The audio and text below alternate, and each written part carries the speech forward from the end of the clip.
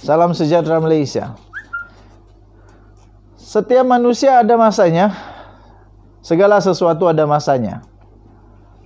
Ada masa untuk ketawa, ada masa untuk menangis, ada masa untuk gembira, ada masa untuk sihat, ada masa untuk segala-galanya. Segala yang di bawah kolong langit ini, segalanya ada masanya. Jadi setiap kali kamu ada masa yang sihat, gunakanlah itu sebaik mungkin. Setiap kali masa berkuasa, gunakan sebaik mungkin. Jangan salah guna kuasa, jangan silap menggunakan kuasa itu sehingga akhirnya memudaratkan diri sendiri dan orang lain. Yang ini saya heranlah betul atau tidak. Masa Sahidan sudah berlalu, kata Zahid Hamidi. Tapi saya rasa yang masa sudah berlalu bukan Sahidan. Masa yang sepatutnya sudah berlalu adalah Zahid Hamidi. Sudah limpas pun untuk bubar UMNO, tapi belum bubar. Sepatutnya sudah limpas pun, sudah berlalu masa Zahid Hamidi. Tapi sekarang tidak pandai berlalu. Tapi apapun dia kata, masa Sahidan sudah berlalu. Saya pikir ini tentang pencalonan Sahidan Kasim yang tidak dicalonkan lagi. Keputusan menggantikan penyandang kerusi Parlimen Arau, Datuk Seri Sahidan Kasim, dengan calon yang lain, anak murid, anak didik Sahidan sendiri. Bertanding di situ dibuat selepas mengambil kira keperluan pengundi tempatan dan negeri Perlis. Tapi yang peliknya, menurut Sahidan Kasim, penyokong-penyokongnya di sana masih lagi setia kepada dia. Dan dia masih lagi dalam winnable, acceptable, likable, dan wali. Masih lagi itu, tapi malangnya dia tidak dicalonkan.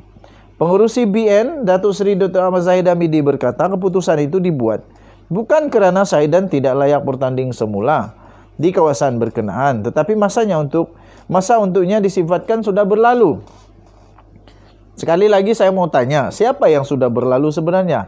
Nah, sekarang Sahidan Kasim sudah sah bertanding bagi Perikatan Nasional. Kalau saya tidak silap, bagi PAS. Kalau tidak silap lah. Tapi dilaporkan dia bertanding atas Perikatan Nasional, bertanding di sana juga. Mari kita lihat, betulkah apa yang Zahid Hamidi kata ini masanya sudah berlalu? Atau Zahid Hamidi akan kantoi habis kali ini? Kantoi dia salah buat perkiraan. Kantoi membuat ramalan. Kantoi bahwa dia sebenarnya yang sudah limpas dia punya masa, bukan Sahidan Kasim. Marilah kita tengok nanti. Nanti siapa yang nangis kita tengoklah. Dia lebih daripada layak untuk dicalonkan di Parlimen Arau, tapi masanya sudah berlalu, dia kata.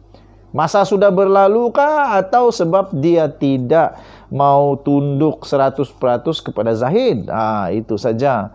Kita tahu Sahidan Kasim memang selalu membuat kritikan, membuat kenyataan-kenyataan yang memang tidak sebulu dengan Zahid Hamidi.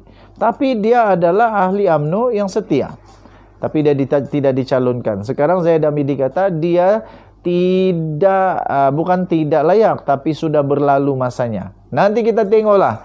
Pada 19 hari bulan nanti kita tengok apa keputusan. Adakah betul dia tidak lagi relevan, sudah limpas masa dia, ataupun Zahid Hamidi yang sudah limpas masa dia. Malam tadi Ahmad Zahid Hamidi yang juga Presiden UMNO mengumumkan muka baru, iaitu Datuk Rozabil Abdul Rahman sebagai calon Parlimen Arau bagi pilihan raya umum ke-15 sekaligus menggantikan tempat Sahidan di kawasan itu. Rozabil adalah bekas Presiden Persatuan Bola Sepak Perlis dan bekas Ketua Pemuda Bahagian Arau atau cukup dikenali sebagai Tok Ben. Susulan itu, Sahidan semalam mengesahkan akan meneruskan hasrat bertanding pada PRU 15. Beliau berkata, tindakan itu dilakukan selepas kelima-lima nama calon boleh menang yang dicadangkan ke pusat tidak diambil peduli oleh pengurusi BN. Ini memang pelik lah. Memang pelik. Secara tradisi dan biasanya yang diberikan cadangan itulah yang akan diberi perhatian oleh pengurusi BN dan kepimpinan BN. Tapi kali ini tidak dipeduli, minta maaf ya, kesian juga. Katanya beliau akan merujuk kepada cawangan untuk bertanding atas tiket mana. Tetapi jelasnya, cawangan lebih memilih parti yang bergerak ke arah Muafakat Nasional MN bersama PAS dan Bersatu. Okey, denyut nadi suara rakyat bergema di channel ini. Pada pendapat kamu, kalau Saidan nanti bertanding, dia menang atau kalah? Atau memang betul tepat Zaid Hamidi punya kata bahawa dia sudah limpas, sudah berlalu masa dia. Kita jumpa lagi. Bye-bye Malaysia. Salam sejahtera Malaysia. Selamat pagi. Selamat pagi pula. Aku ingat masih pagi. Rupanya sudah malam lah. Selamat malam tuan-tuan dan puan yang dihormati sekalian. Jamal Tongkol terkenal kerana kekerasan. Keras hatinya. Bukan kekerasan keras itu, bukan. Bukan keras apa itu yang suka bergaduh, bukan. Tapi keras hatinya.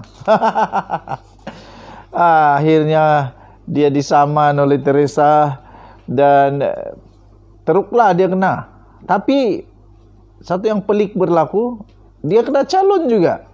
Dia tetap dicalonkan, dia tetap dinamakan sebagai calon oleh Zahid Hamidi. Agaknya Zahid Hamidi mungkin lupa benda-benda yang berlaku kepada Jamal Tongkol ni. Itu dia punya nama panggilan. Okay? Teresa berkata, Jamal belum bayar saman, kelayakan jadi calon diragui. Dia kena saman tahu? Penyandang kerusi Parlimen Seputi Teresa Kwok menggesa SPR Suruhanjaya Pilihan Raya untuk membatalkan pencalonan Jamal Mad Yunus untuk bertanding pada pilihan raya di kerusi Sungai Besar. Dalam suratnya kepada pengerusi SPR, Abdul Ghani Saleh, Kwok berkata dia telah memulakan prosiding kebangkrapan. Ini memang pelik nih. Sudah ada prosiding kebangkrapan ke atas Jamal pada 30 Ogos yang lalu. Berdasarkan kepada penghakiman yang diterimanya pada 26 Julai. Yang pelik, namanya tetap dimasukkan oleh Zahid Hamidi. Kalau dia bankrupt, parlimen apa jadi dengan parlimen dia lagi? Dia tak boleh jadi ahli parlimen, dan nanti pilihan raya lagi. Aduh.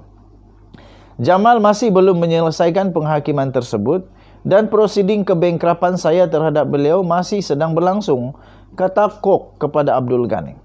Sehubungan itu, Kwok menggesa SPR untuk menolak Jamal daripada menjadi calon semasa proses penamaan calon esok. Secara logiknya memang Jamal tidak layak lah. Kalau dia bankrupt, macam mana ni? Walaupun sekarang masih dalam proceeding, tapi dia sudah kalah di mahkamah. Dan dia sedang dalam proses untuk proceeding bankrupt. Jadi kalau dia bankrupt, minta maaf, dia tidak layak jadi calon. Dia tidak layak untuk memegang jawatan. Jadi, kenapa dia kena calon pun pelik juga. Semasa proses penamaan calon, pihak polis dan wakil jabatan insolvensi akan hadir untuk menapis calon. Itu memang tepat. Menurut perkara 48/1 Perlembagaan Persekutuan, seseorang individu hilang kelayakan untuk menjadi ahli parlimen jika adalah seorang bankrupt belum lepas. Atau banduan yang telah menjalani hukuman penjara lebih 1 tahun atau denda lebih 2,000 dan belum mendapat pengampunan. Menurut notis kebangkrapan Kwok, Jamal berhutang RM351.479 dan 45 sen. Lebih daripada lebih daripada yang ditetapkan untuk layak jadi bankrupt. Di Malaysia, kalau saya tak silap, undang-undang untuk jadi bankrupt 30,000. 30,000 boleh bankrupt. Yang ini 300,000.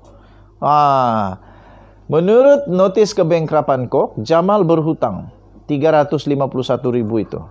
Pada 25 Julai yang lalu, Mahkamah Tinggi Kuala Lumpur memerintahkan Jamal supaya membayar sebanyak RM300,000 kepada Kwok sebagai ganti rugi berhubung ucapannya pada 2017 yang mendakwa ahli parlimen DAP itu telah menyalahgunakan dana Yayasan Warisan Anak Selangor. Ini saman fitnah lah ini. Memang habislah. Memang kenalah dia sebab dia memfitnah. Dia kenalah RM300,000. Jamal membuat laporan kepada SPRM dengan tuduhan yang sama sehingga menyaksikan serbuan di pejabat Kwok. Tiada pertuduhan dikenakan terhadap Kwok. Aduh, kesian sungguh. Kantoi habislah Jamal kali ini. Kantoi habis. Jamal Yunus kantoi habis kali ini. Kenapa dia dikasih calon? Kamu tanyalah Zaid Hamidi. Banyak lagi calon lain lagi. Kenapa dia yang jadi calon? Kamu tanya Zahid Hamidi. Kita jumpa lagi. Bye-bye.